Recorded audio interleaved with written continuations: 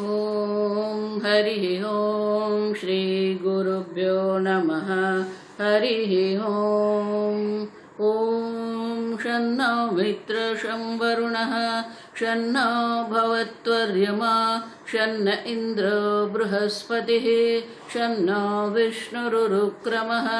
नमो ब्रह्मणे नमस्ते वायो त्वमेव प्रत्यक्षं ब्रह्मासि त्वमेव प्रत्यक्षं ब्रह्म वदिष्यामि ऋतं वदिष्यामि सत्यं वदिष्यामि तन्मामवतु तद्वक्तारमवतु अवतु माम् अवतु वक्तारम्। ओम शांति शांति शांतिः। ओम सहना भवतु सहनौ भुनक्तु सह वीर्यं करवावहै तेजस्विनावधीतमस्तु मा विद्विषावहै।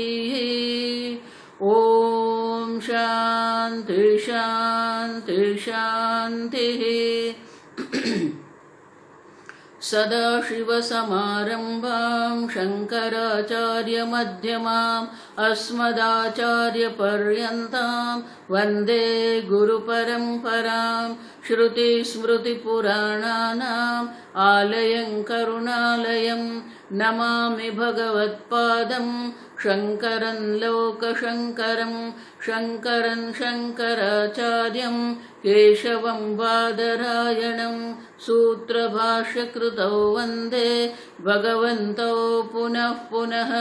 ईश्वरो गुरुरात्मेति मूर्तिभेदविभागिने व्योमवद्व्याप्तदेहाय दक्षिणामूर्तये नमः। निधये सर्वविद्यानां विशदे भवरोगिणां गुरवे सर्वलोकानां दक्षिणामूर्तये नमः। ॐ नमः प्रणवार्थाय शुद्धज्ञानैकमूर्तये निर्मलाय प्रशान्ताय दक्षिणामूर्तये नमः। ओम नमः श्री शंकरानंद गुरुपादाम्बुजन्मने सविलास महामोह ग्राह ग्रासैक कर्मणे।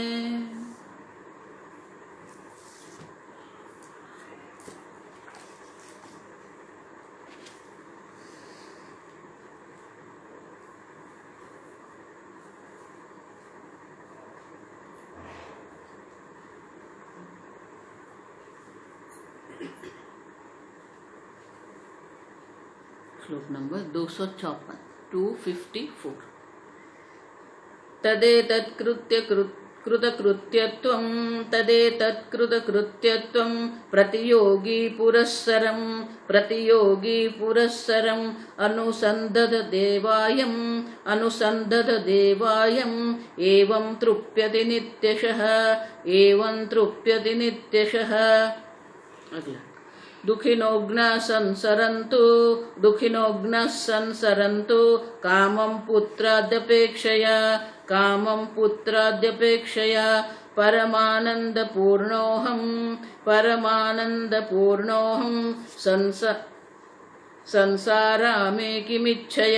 संसारामे किमिच्छया।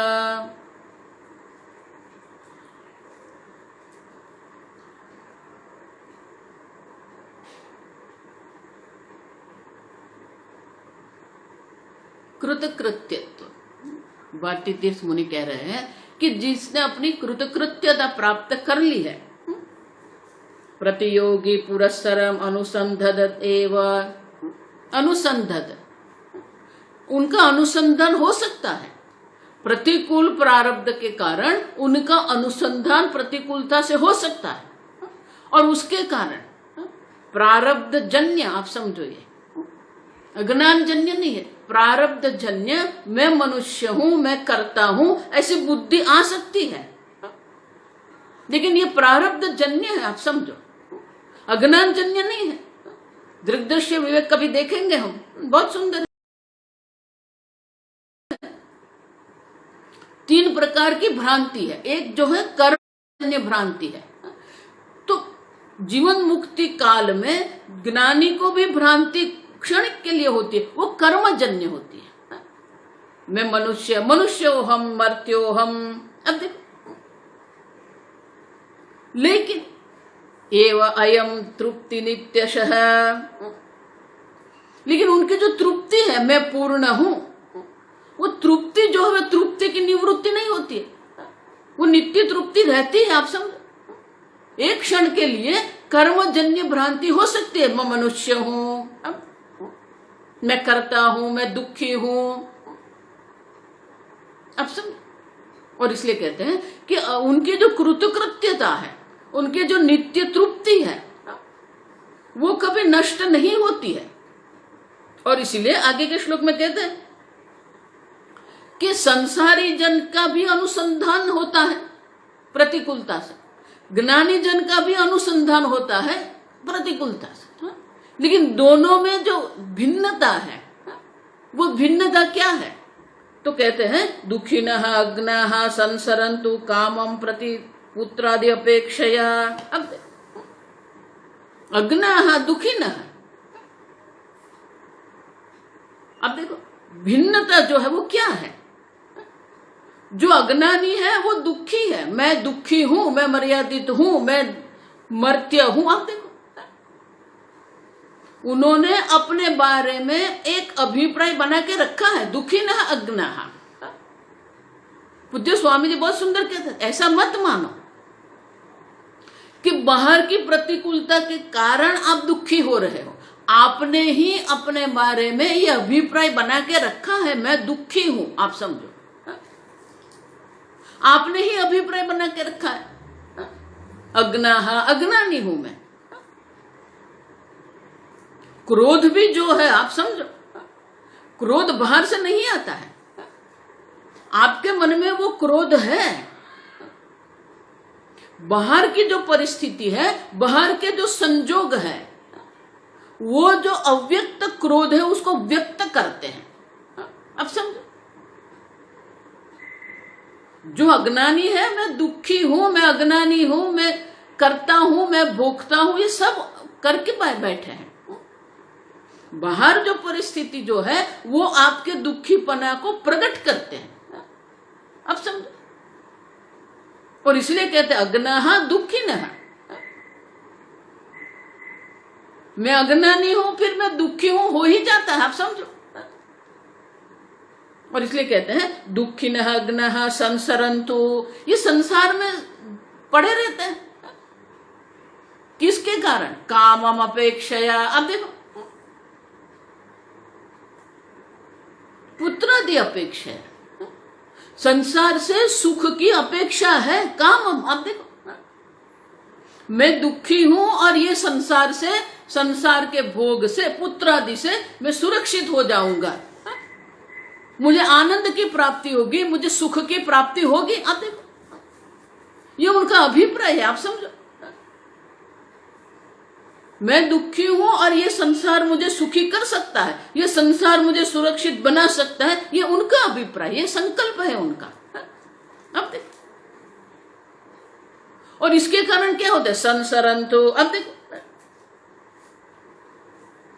वो संसार में भटकते रहते हैं, सरकते रहते हैं, जन्म मरण के चक्र में वो घूमते रहते हैं। अब देखो,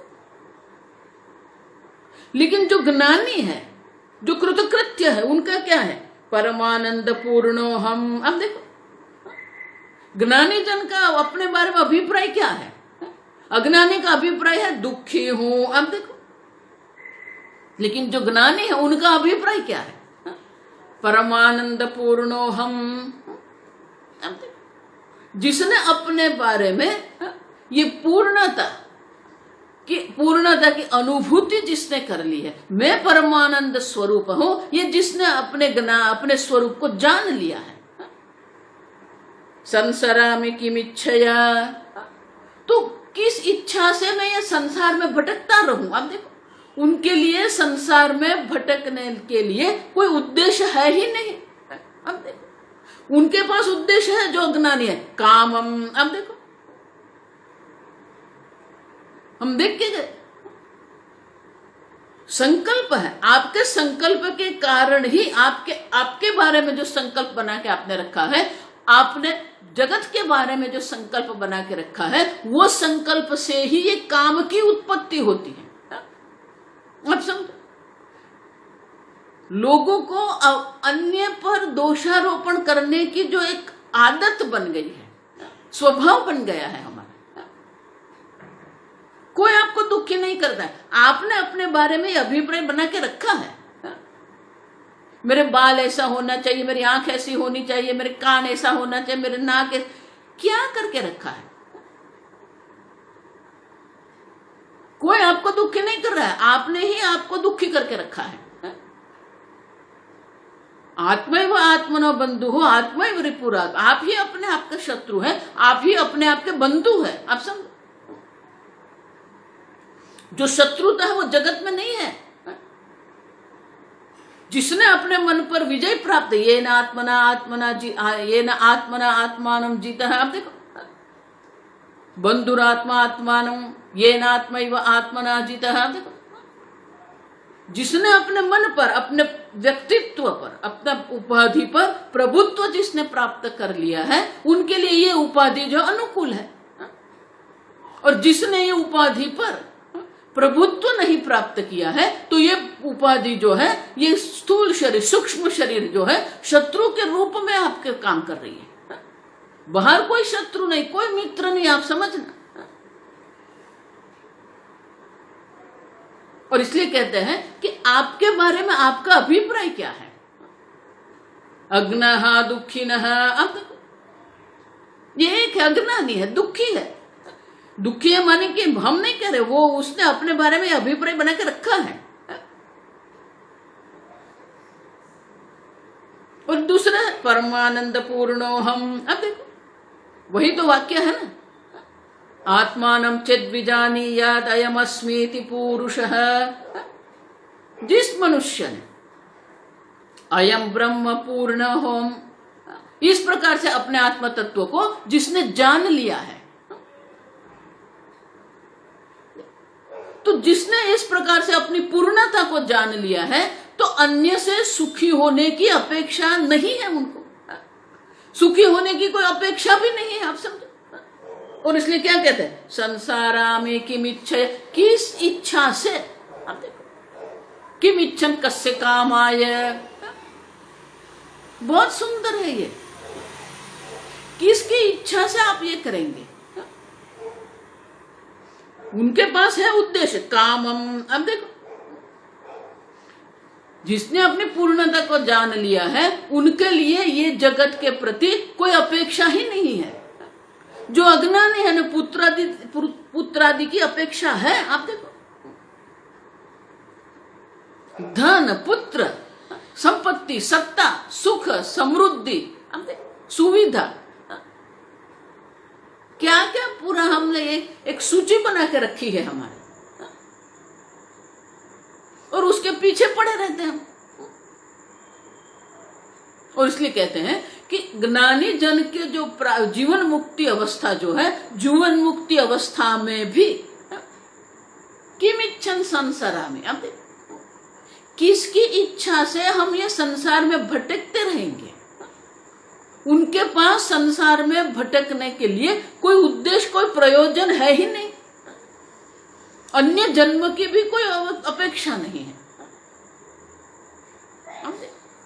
पूरे कर्म कांड जो है वो क्या कहता है, आप ये करो, आप मनुष्य से भी अधिक ऊर्ध्व लोक में जाएंगे। अब उद्देश्य है, कोई लक्ष्य है, लेकिन यहां तो कोई उद्देश्य लक्ष्य है ही नहीं। कृतम कृत्य प्रापणीयम प्राप्तम, अब देखो, हम देख के गए, जो करने योग्य वो सब हो गया है उनके लिए, और जो प्राप्त करने योग्य प्रापणीयम, वो सब प्राप्त हो गया है उनको। क्योंकि आत्मा लाभ से अन्य कोई शेष लाभ नहीं है। आप समझो, उससे अधिक कौन सा लाभ हो सकता है? इसीलिए स्वामी जी कहते हैं, if you know your self the gain is infinite. अपने आप के स्वरूप को जान लिया, परमानंद स्वरूप पूर्णोहम जान लिया आपने, तो आपका जो लाभ है वो अनंत है। लेकिन अगर आपने नहीं जान लिया है तो आपको जो अलाभ हो रहा है वो भी क्या है? The loss is infinite. आप देखो, मनुष्य जन्म में हमें अनंत की प्राप्ति हो सकती है, तो अनंत से अन्य कुछ भी आप प्राप्त करेंगे वो अंतमान होगा। आप समझो, इसीलिए मैं कहती हूं कि कर्म से वैराग्य क्यों चाहिए, क्योंकि कर्म आपको जो प्राप्त करा सकते हैं वो अनित्य है। मुंडक उपनिषद में यही तो कहा ना, ब्राह्मण कौन है? परीक्षा लोकान कर्मचितान, ये कर्म से जो हमें प्राप्त हो रहा है उनकी परीक्षा करो आप। नास्ति अकृतः मोक्षः कृतेन कर्मणा। आप देखो, मुझे जो नित्य मोक्ष की इच्छा है, नित्य मुक्ति की जो मुझे इच्छा है, ये कर्म के द्वारा प्राप्त नहीं हो सकता। तो एक बार ये कर्म से आपको वैराग्य होना चाहिए। अब समझ, क्योंकि आपकी जो इच्छा है वो अनंत सुख की इच्छा है, परमानंद की इच्छा है आपको। शास्त्र नहीं कह रहे कि आप अनंत सुख की प्राप्ति करो। आपको जो इच्छा है, आपकी इच्छा की पूर्ति के लिए आपको किस प्रकार की जीवन शैली आवश्यक है वो शास्त्र दर्शाते हैं। शास्त्र को अपने आप और से कुछ दर्शाना नहीं है। शास्त्र तो श्रुति माता है, उनका उद्देश्य यही है कि आपकी जो इच्छा है वो इच्छा की हम पूर्ति करें। आपको सुखी होना, आपको शांति की इच्छा है। इसीलिए महाभारत में मुनि वेद व्यास जी क्या कहते हैं? पुण्य सफलम इच्छन्ति पुण्यम न करोति कश्चित। पुण्य की इच्छा है, सुख की इच्छा है, भोग की इच्छा है, लेकिन वो कब प्राप्त हो सकते हैं? जब आप पुण्य कर्म करते हो। पुण्यम न करोति कश्चित। गीता में भगवान कहते हैं 3 ही पुण्य कर्म है। आप देखो, जितने भी पुण्य कर्म है ना, उनको 3 विभाग में हम विभाजित कर सकते हैं। स्वामी जी हमेशा ये कहते हैं कि आपको पुण्य की प्राप्ति करनी है तो उनके 3 साधन हैं। यज्ञ दान तपः कर्म पावनानि मनीषिणाम। आप देखो, यज्ञ करो, दान करो, तपश्चर्या करो। आज कौन तपश्चर्या करने को तैयार? अब दान करने को कौन तैयार है? अब सब बेटे को 25,000 का 50,000 का आईफोन दे गया हम, लेकिन ब्राह्मण जो हमारे यहाँ पूजा करने आते हैं उनको क्या देंगे? हम 101 देंगे। आप देखो, क्या क्या कीमत है आपके मन में पूजा की, क्या कीमत है आपके मन में वो ब्राह्मण की। अब समझो, 1 करोड़ का हम बंगला बनाते हैं और ब्राह्मण को जब पूजा करना था 1,001 दे देते हैं उनको। अब और ब्राह्मण अगर अधिक मांगता भी है तो कह देते ये तो बहुत लालची है। अब देखो, हमारा मूल्यांकन क्या है? यज्ञ दान तपः कर्म। अगर आपको पुण्य प्राप्त करना है तो ये 3 ही साधन, यज्ञ करो, दान करो, तपश्चर्या करो। तो ये श्रुति माता की आज्ञा नहीं है, आप समझो। ये 10 कमांडमेंट्स नहीं है, भूल जाओ ये। आपकी जो इच्छा है, आपको सुखी होना है तो यज्ञ करो, आपको सुखी होना है दान करो, आपको सुखी होना है तपश्चर्या करो। ये आपकी इच्छा है।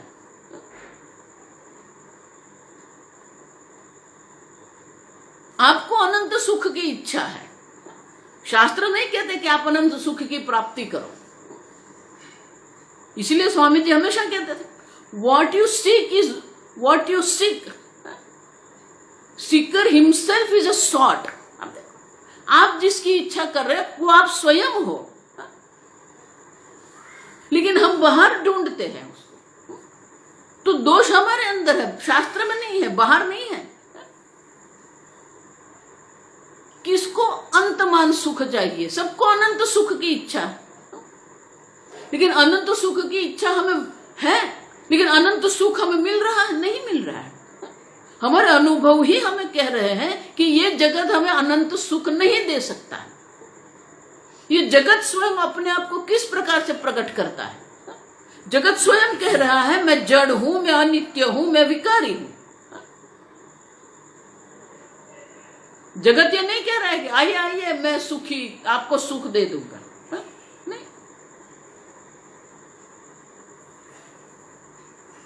आप समझो, तो आप जो इच्छा कर रहे हो उनकी बात शास्त्र कर रहे हैं, लेकिन हम क्या कर रहे हैं? पुत्रादि अपेक्षया संसरन्ति। आप देखो, हम पुत्र में, ग्रह में, धन में, संपत्ति में, समृद्धि में, अब देखो सत्ता में हम सुख देखते हैं। ये दृष्टि जो हमारी है वो दृष्टि अयोग्य है, आप समझो, अनुचित है। उचित दृष्टि शास्त्र हमें देते हैं। परीक्ष लोकान कर्मचितान नास्ति अकृत कृते। नाम देखो, आप स्वयं परीक्षा करो, क्या ये जगत आपको सुखी कर सकता है? जो ब्राह्मण है, जो ब्राह्मण मानी जो विवेकी है, जो नित्य अनित्य का विवेक कर सकता है, जो सुख दुख का विवेक कर सकता है, उनका निश्चय है कि ये जगत कभी भी मुझे सुखी नहीं कर सकता है। तो उसको क्या करने थे? सगुरु में वह अभिगच्छेत। देखो ये शास्त्र है, मुंडकोपनिषद। आप गुरु के पास जाइए, लेकिन गुरु किसको कहेंगे? आप देखो, आप समझो। तो श्रुति माता स्वयं गुरु की व्याख्या करती है। दो विशेषण है गुरु के लिए, आप समझो। सगुरु में वह अभिगच्छेत श्रोत्रियम ब्रह्मनिष्ठम। आप देखो, श्रोत्रियम शास्त्रम अधीते इति श्रोत्रियम, जो जिसने अपने गुरु के पास गुरुकुल में रहकर शास्त्र अध्ययन जिसने किया है, और अभी भी वर्तमान काल में भी जो शास्त्र अध्ययन करते हैं उसको श्रोत्रिय कहते हैं, क्योंकि शास्त्र श्रवण किया इसलिए वो श्रोत्रिय है। जो श्रोत्रिय है, ब्रह्मनिष्ठम, जो शास्त्र श्रवण किया है, जो शास्त्र में उपदेश किया है, उसमें उनकी निष्ठा हो गई है। परमानंद पूर्णोहम, ये निष्ठा है उनकी। अब सब, लेकिन आगे जिस प्रकार से मैंने कहा कि हम बाहर से नहीं देख सकते कौन ब्रह्मनिष्ठ है, लेकिन श्रोत्रिय कौन है वो हम देख सकते हैं। अब देख, हमें गुरु के पास जाना है, किस प्रकार के गुरु के पास हम जाएंगे? ब्रह्मनिष्ठ कौन है वो हम नहीं जान सकते, लेकिन श्रोत्रिय कौन है वो हम जान सकते हैं। अब समझो, तीन संभावना है। आप देखो, वो श्रोत्रिय ब्रह्मनिष्ठ हो सकते हैं, एक संभावना। दूसरी संभावना यह है वो श्रोत्रिय है लेकिन ब्रह्मनिष्ठ नहीं, अभी निष्ठा नहीं हुए। ब्रह्म ज्ञान हो गया, ज्ञान में अभी तक निष्ठा नहीं हुई है। वो शास्त्र श्रवण करते हैं और कराते भी, अध्ययन करते हैं, अध्यापन करते हैं, श्रोत्रिय है। तीसरी संभावना यह है ये ब्रह्मनिष्ठ है, लेकिन शास्त्र उपदेश करने की योग्यता नहीं है उनमें। आप समझो, तो हमें किसको पकड़ना है? हमें श्रोत्रिय को पकड़ना है। और श्रोत्रिय कौन है? आगे मैंने कहा जिसने अपने गुरु के पास रहकर शास्त्र अध्ययन किया है और अभी भी शास्त्र अध्ययन करते हैं, कराते हैं। श्रोत्रियम ब्रह्मनिष्ठम। अब लेकिन आजकल तो देखने ये आता है शास्त्र ही नहीं है। कितने संप्रदाय है जिसमें वेद शास्त्र है ही नहीं। अब वेद शास्त्र अगर है भी तो वेद शास्त्र के एक अंश को पकड़ के वो बैठ गए हैं। एक मंत्र को पकड़ते हैं, एक संप्रदाय को पकड़ते हैं और उसी को चलते रहते हैं। शास्त्र अध्ययन करना है, कराना है, आप समझो। तैत्तिरीय उपनिषद में हमने देखा है, स्वाध्याय प्रवचनाभ्याम न प्रमदितव्यम। अब देखो, स्वाध्याय माने शास्त्र अध्ययन करना है, वर्तमान काल है ये। प्रवचन, प्रवचन माने अन्य को शास्त्र का अध्ययन कराइए आप। शास्त्र अध्ययन कराना भी एक प्रकार से शास्त्र अध्ययन ही है, क्योंकि जब तक आप शास्त्र अध्ययन नहीं कराते हैं तब तक आपकी बुद्धि में कहां कहां किस प्रकार से अस्पष्टता है वो आपको समझ में नहीं आएगी। आप पढ़ाते हो ना तभी आपको समझ में आता है, अच्छा ये स्पष्ट नहीं है, मुझे ये स्पष्ट नहीं है। तो प्रवचन भी एक प्रकार से शास्त्र अध्ययन ही है। कितनी बार कहा है, अब देखो, दमश्च शास्त्र, अब देखो, स्वाध्याय प्रवचनाभ्याम शमश्च स्वाध्याय प्रवचनाभ्याम अतिथिश्च स्वाध्याय प्रवचनाभ्याम प्रजापतिश्च स्वाध्याय प्रवचनाभ्याम। अब देखो सब है, अतिथि है स्वाध्याय प्रवचनाभ्याम, प्रजापति स्वाध्याय प्रवचनाभ्याम, प्रजाश्च स्वाध्याय प्रवचनाभ्याम। प्रजा उत्पत्ति, पुत्र आदि, फिर भी वो स्वाध्याय प्रवचन तो है। आप देखो, आप समझो, ये अग्निश, तो ये स्वाध्याय और प्रवचन तो नहीं छूटना चाहिए। शास्त्र अध्ययन है, लेकिन आजकल के जो संप्रदाय है उसमें क्या शास्त्र अध्ययन, कुछ नहीं है। आप समझो, अब गुरु श्रोत्रिय माने कि वो शास्त्र श्रवण गुरु के पास बैठ के किया है, और जो शास्त्र श्रवण कराते वो श्रोत्रिय है। तो किस गुरु के पास मुझे जाना चाहिए? शास्त्र स्वयं हमें व्याख्या करके देते हैं, उनकी परिभाषा बताई है, श्रोत्रियम ब्रह्मनिष्ठम। आप समझो, तो कर्म से वैराग्य होना चाहिए। तो कर्म का कोई उद्देश्य ही नहीं रहा है उनके संसार में, जन्म मरण का कोई उद्देश्य है ही नहीं उनके लिए। किमिच्छा भक्ति से, किमिच्छया संसारा में, अब देखो किस इच्छा से मैं ये संसार में भटकता रहूं, प्रयोजन नहीं है। आप समझो, जिसके लिए ये संसार, ये किसी का भी कोई प्रयोजन ही नहीं रहा है। इसलिए पूज्य स्वामी जी हमेशा कहते थे, ये जो ज्ञानी जन जो होते हैं ना, ये जो स्क्रू ड्राइवर होता है, थ्रेड बिना का जो स्क्रू ड्राइवर, या तो एक थ्रेड भी टूट गया है, ऐसा है। क्यों?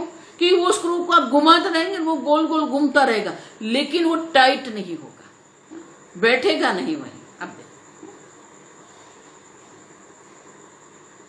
बाहर से कुछ भी होता रहता है। अब समझो, किम इच्छा, वो काम, अब देखो, जो अज्ञानी है, जो दुखी है, वो पुत्रादि अपेक्षा से इच्छा करता है, और वो इच्छा की पूर्ति लेके कर्म करेगा वो।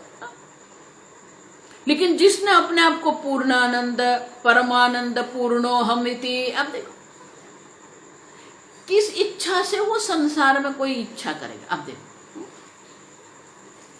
अब सब उनको जन्म के लिए भी कोई प्रयोजन नहीं है, मृत्यु का भी कोई प्रयोजन नहीं है, स्वर्ग के लिए भी कोई प्रयोजन नहीं है। अब देखो, कोई प्रयोजन ही नहीं रहता है जगत में। आप समझो, और इसीलिए उनके मन में किस प्रकार की इच्छा रहेगी, किस प्रकार से वो संसार में भटकते रहेंगे। आप समझो, हमारा जीवन तो ऐसा है ना कि हम कुछ भी छोड़ नहीं सकते। छोटी छोटी चीज भी जो होती है, छोटी छोटी वस्तु भी हम पकड़ के रखते हैं। ये काम आएगा, वो काम आएगा, ये रखो, कुछ काम नहीं आएगा। आप समझो, आपके घर में देखो, इसीलिए दिवाली आती है ना, सब घर की सफाई होती है।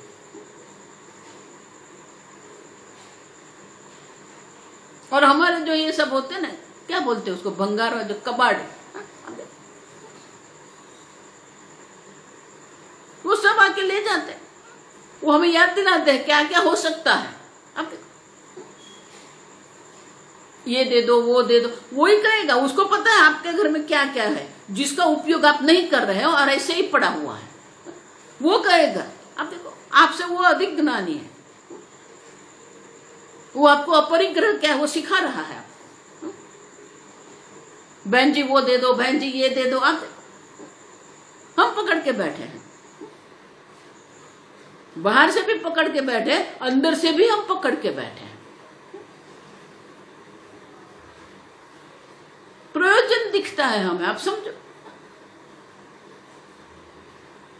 और इसीलिए कहते किम इच्छम कस्य काम आए, देखो किस प्रयोजन से वो करेंगे। ये उनके लिए कोई प्रयोजन नहीं रहता है,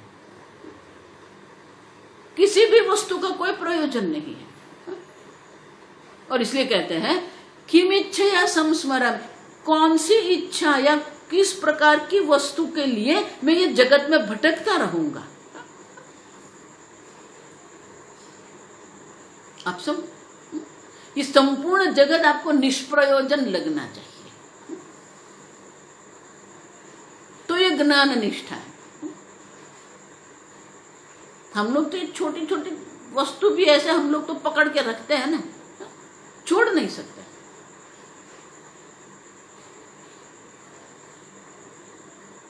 आप सुन, और इसीलिए भारतीय तीर्थ मुनि ये तुलना कर रहे हैं। जो अज्ञानी है उसने अपने बारे में ये अभिप्राय बना के रखा, मैं दुखी हूं, मैं मर्त्य हूं, और पुत्रादि अपेक्षा से वो इच्छा करता रहता है।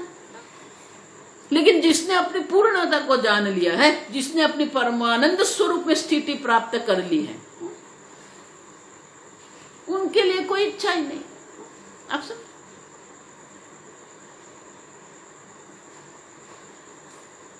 और इसीलिए ये प्रयोजन हमारा है। हमें शास्त्र हमें कोई प्रयोजन नहीं दिखा रहा है। जो जीवन शैली शास्त्र हमें दर्शाते हैं, वो जीवन शैली भी शास्त्र के लिए नहीं है, आपकी इच्छा है, आप समझते। और इसलिए शास्त्र को कहना पड़ता है ये करो तो ये मिलेगा। और इसलिए ये स्वर्ग आदि जो है, हम देख के गए आगे, ऐहिक आमुष्मिक, इस लोक में जो हमें भोग प्राप्त होते हैं, परलोक में जो हमें भोग प्राप्त होते हैं, उनके लिए हमें कोई कर्म की अपेक्षा नहीं है, क्योंकि मैं अपने आप को परमानंद स्वरूप जान लिया है। अब देख, तो इस प्रकार से जिसकी निष्ठा कर्म में है और जिसकी निष्ठा अपने पूर्णता में है, वो दोनों का जो है वो तुलना आगे कर रहे हैं। एक की निष्ठा कर्म में है, आप देखो तो आगे के श्लोक में दर्शाते, अनुतिष्ठन्तु कर्माणि, अनुतिष्ठन्तु कर्माणि परलोकय्यासवः, परलोकय्यासवः, परलोकय्यासवः, सर्वलोकात्मकः कस्मात्, सर्वलोकात्मकः कस्मात्, अनुतिष्ठामि किं कथम्, अनुतिष्ठामि किं कथम्। देखो बहुत सुंदर, मैंने कहा ना कि कर्म में हमें प्रयोजन दिखता है, और ज्ञानी जन को कर्म में कोई प्रयोजन ही नहीं है। और इसलिए कहते हैं अनुतिष्ठन्तु कर्माणि परलोक इयासवः, परलोक में जाने की इच्छा से। आप देखो, यासुहु या गच्छति, या का अर्थ याति, याति मानी। देखो इसलिए ये जो वाहन व्यवहार होते हैं उसको यातायात कहते हैं। गच्छति जो है ना, जाना, टू गो, तो गच्छति जो जिस प्रकार से है, गम गच्छति, उसी प्रकार से दूसरा धातु है या।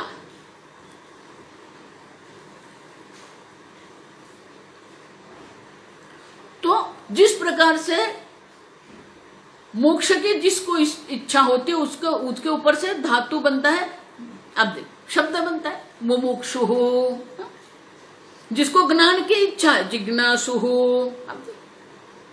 जिसको स्वर्ग में जाने की इच्छा यीयाशु। अब देखो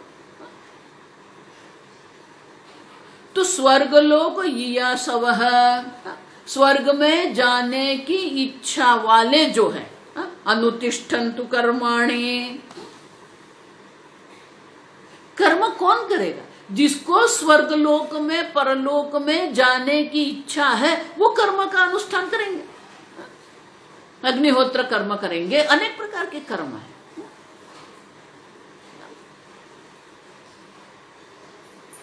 अब सब तो परलोक की जिसको इच्छा है, परलोक जाने की, परलोक गमन की जिसको इच्छा, वो कर्म करेंगे। लेकिन सर्वलोकात्मकः कस्मात्, जिसने अपने स्वरूप को जान लिया है, सर्वलोकात्मकः, सर्वभूतस्थमात्मानं सर्वभूतानि च आत्मनि, संपूर्ण जगत जो है वो आत्मा में, आत्मा संपूर्ण जगत में, जिसने ये दृष्टि प्राप्त कर ली है। सर्वलोकात्मकः, सर्वलोक लोकानि, अब देखो सर्वलोकाः आत्मा यस्य, ये संपूर्ण जगत जिसका आत्मा मात्र है, इनके लिए कौन कर्म वो करेगा? कस्मात् अनुतिष्ठामि किम कथम, अब देखो किस कस्मात् माने किस कारण से वो कर्म करेंगे, किस कारण से मैं कर्म का अनुष्ठान करूं, किम कौन सा कर्म मैं करूं, कथम किस प्रकार से मैं करूं, किस प्रकार से कौन सा कर्म, अब देखो किस कारण से मैं करूं, माने कर्म में कोई प्रयोजन ही नहीं रहा। जिसको परलोक की प्राप्ति करनी है, जिसको सुख की प्राप्ति करनी है, जिसको पुत्र की प्राप्ति करनी है, वो कर्म करेंगे। अब समझ, लेकिन जिसने अपने आप को सर्वात्म भाव जिसने प्राप्त कर लिया है, उनके लिए कुछ अप्राप्त है ही नहीं। अब जब अप्राप्त नहीं है तो कर्म का कोई प्रयोजन नहीं है, और इसीलिए किम अनुतिष्ठामि, अब मैं कर्म का अनुष्ठान क्यों करूं? आप देखो, माने कि मुझे कर्म करने की कोई आवश्यकता है ही नहीं। हम इतने कर्मों में पड़े रहते हैं, देखो इसलिए मैं ये पुनः पुनः ये कहती रहती हूं, कर्म करो, यज्ञ करो, दान करो, तपश्चर्या करो, लेकिन उनका प्रयोजन एक ही होना चाहिए, जिसको हम कहते हैं निष्काम भाव से कर्म करो। कोई विशेष प्रकार के सुख, विशेष प्रकार के लोक, विशेष प्रकार की सिद्धि के लिए हम कर्म नहीं करते हैं। जो साधक जन है, जो मुमुक्षु है, उनको भी कर्म करना है, लेकिन उनको कर्म करने के पीछे जो प्रयोजन है वो क्या है? योगिनः कर्म कुर्वन्ति संगं त्यक्त्वा आत्मशुद्धये। कर्म के पीछे एक ही प्रयोजन है, अंतःकरण की शुद्धि। और एक बात याद रखना, जब तक आप अपने दायित्व नहीं निभाते, जब तक आप अपने कर्तव्य कर्म का अनुष्ठान नहीं करते हैं, अंतःकरण की शुद्धि नहीं होती है। इसलिए स्वामी जी किसी को भी आश्रम में नहीं रखते हैं। आप बाहर जाइए, आपके प्रारब्ध कर्म के अनुरूप जो आप संजोग आपको प्राप्त होते हैं, उनका आप सामना करो। आप सुन, आश्रम में रहकर हम पराधीन हो जाते हैं। कोई हमारे लिए भोजन बना रहा है, कोई हमारी बिजली का बिल भर रहा है, कोई हमारे लिए पानी ले आ रहा है। अब देखो, आप समझो, पराधीनता है, ब्रह्म ज्ञान नहीं है। आप समझो,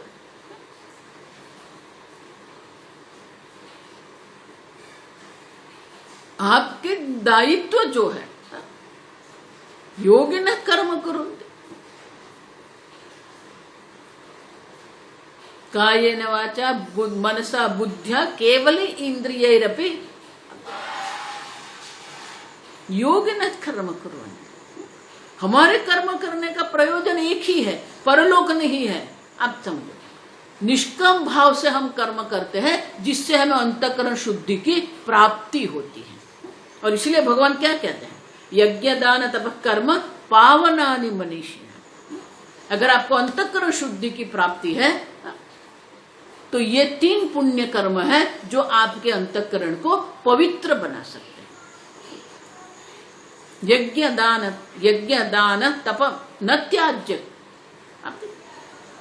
कार्यमेव तत्। भगवान कहते हैं कि ये 3 का कभी भी आपको त्याग नहीं करना चाहिए, अवश्य उनका अनुष्ठान करना चाहिए। लेकिन वो परलोक की इच्छा से नहीं है, सत्ता की इच्छा से नहीं है, समृद्धि की इच्छा से नहीं है, सिद्धि की इच्छा से नहीं है, अंतःकरण शुद्धि के लिए। और इसीलिए मुमुक्षु जन कर्म करते हैं, लेकिन अंतःकरण शुद्धि उनका प्रयोजन है। लेकिन जो शास्त्र अध्ययन कर रहे हैं, जिसने ये संसार का त्याग कर दिया है, उनके लिए भी जप के द्वारा, भक्ति के द्वारा, पूजा पाठ के द्वारा अंतःकरण शुद्धि प्राप्त करनी है। आप समझो, ईश्वर की भक्ति और कर्तव्य कर्म, ये 2 है जो आपको अंतःकरण शुद्धि प्रदान कर सकते हैं। उनका अन्य कोई प्रयोजन नहीं है। आप समझो, और इसलिए कहते हैं कि ये दोनों में भिन्नता क्या है। एक के लिए परलोक गमन की इच्छा है, माने कि यहां जो है उससे भी अधिक सुख की प्राप्ति की इच्छा है, और इसलिए वो कर्म कर रहे हैं। लेकिन जिसको कोई सुख की अपेक्षा है ही नहीं, क्यों? सर्वलोकात्मक सर्वात्म भाव जिसने प्राप्त कर लिया है, उनके लिए कोई किसी भी वस्तु जो है अप्राप्त है ही नहीं। और इसीलिए किस प्रयोजन से, किस कारण से मैं कर्म करूं? आप देखो, ये प्रश्न हमारे मन में उठना चाहिए कि कर्म के लिए हमें कोई उद्देश्य, कोई आवश्यकता दिखती ही नहीं है। आप सब, और इसीलिए ये प्रश्न बहुत सुंदर है। हमें कस्मात्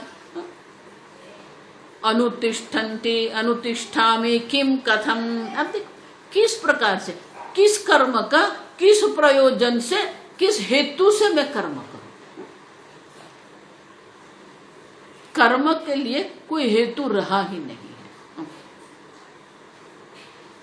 जीवन मुक्ति अवस्था में प्रारब्ध कर्म के अनुरूप कर्म होते रहते हैं, लेकिन अंदर से कोई कर्म का प्रयोजन रहता नहीं। और इसीलिए कहते हैं कि उनको कोई कर्म का प्रयोजन ही नहीं है, और इसीलिए कौन सा कर्म का अनुष्ठान वो करेंगे?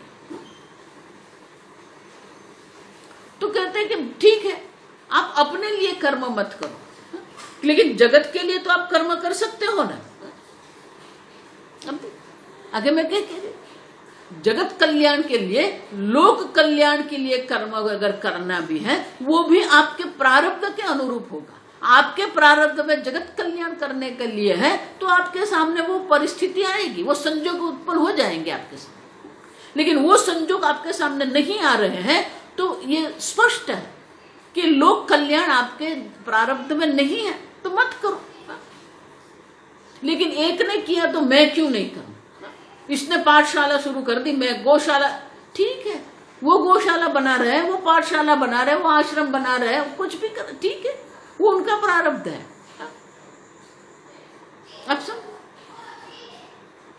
प्रारब्ध के अनुरूप जो भी आपके सामने उपलब्ध हो रहा है, उनके अनुरूप आपका जीवन है।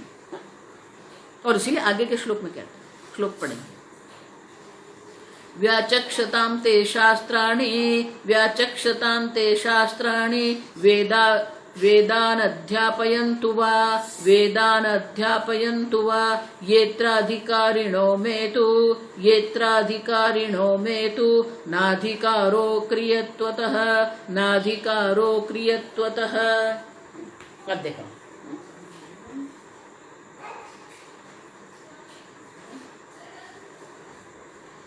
व्याचक्षताम ते शास्त्राणि, व्याचक्षताम वो शास्त्र का अध्ययन।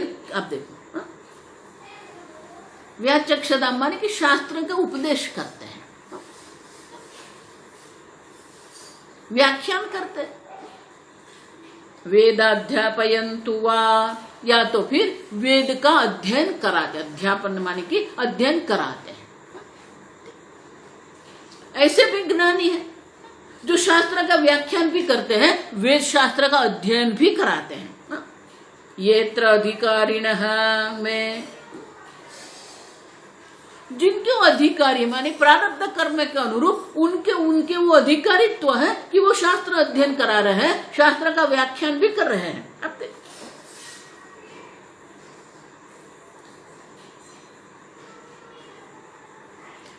लेकिन जिसके प्रारब्ध में नहीं है, मैं तो न अधिकारी है, लेकिन मेरे प्रारब्ध में ये नहीं है तो मैं अधिकारी नहीं हूं उनके लिए।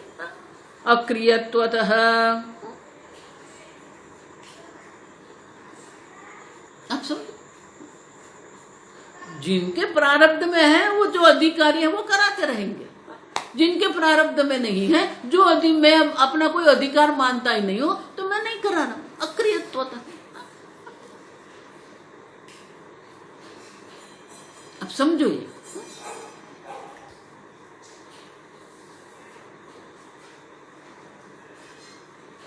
न अधिकार में तो अक्रियत्वतः, अक्रियत्व, मुझे कोई कर्म की अपेक्षा ही नहीं है, इसलिए मैं कोई शास्त्र अध्ययन नहीं, जो करा रहा है वो करा रहा है, ठीक है। न मैं अधिकार है, मेरा कोई अधिकार नहीं है, मेरा कोई प्रयोजन नहीं। अब दोनों प्रकार से आप समझो, प्रवृत्ति परायण भी ज्ञानी हो सकते हैं, निवृत्ति परायण भी ज्ञानी हो सकते हैं। लेकिन ज्ञानी प्रवृत्ति परायण है या ज्ञानी निवृत्ति परायण है, वो ज्ञानी स्वयं निश्चय नहीं कर रहे हैं, उनका प्रारब्ध निश्चय कर रहे हैं। आप समझे, प्रारब्ध के अनुरूप अगर प्रवृत्ति परायण जीवन है तो वो करेंगे। आप पूज्य स्वामी जी का जीवन देखेंगे, आपको समझ में आएगा।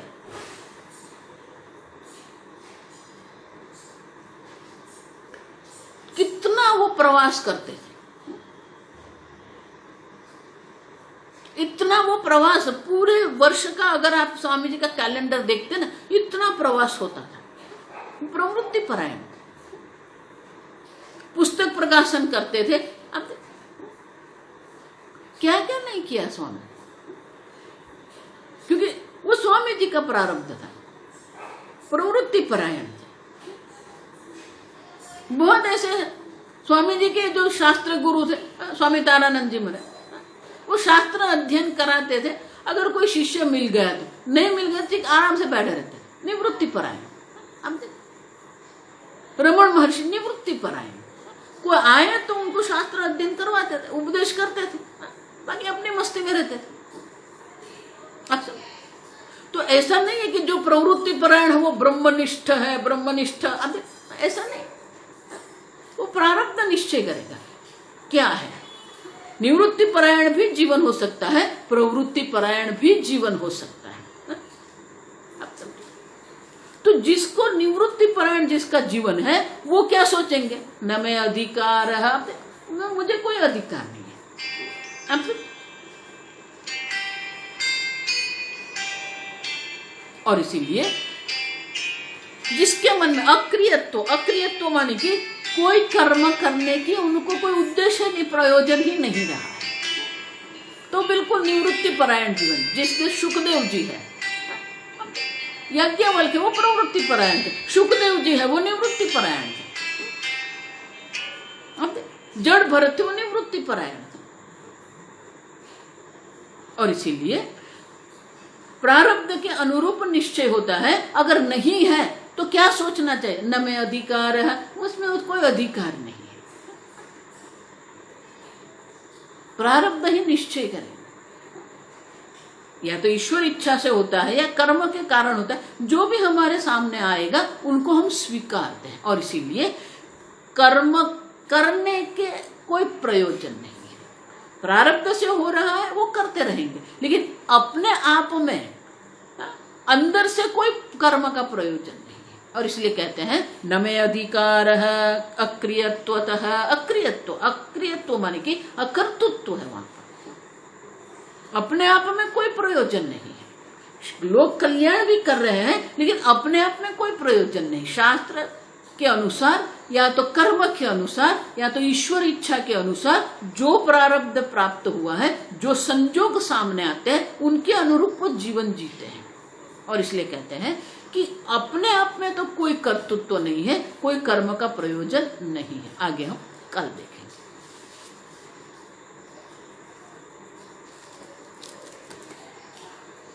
ओम स्वस्ति प्रजाभ्यः परिपालयन्ताम् न्यायेन मार्गेण महिं महिषाः गोब्राह्मणेभ्यः शुभमस्तु नित्यं। लोकाः समस्ताः सुखिनो भवन्तु। काले वर्षतु पर्जन्यः पृथिवी सस्यशालिनी देशोऽयं क्षोभरहितः। ब्राह्मणाः सन्तु निर्भयाः।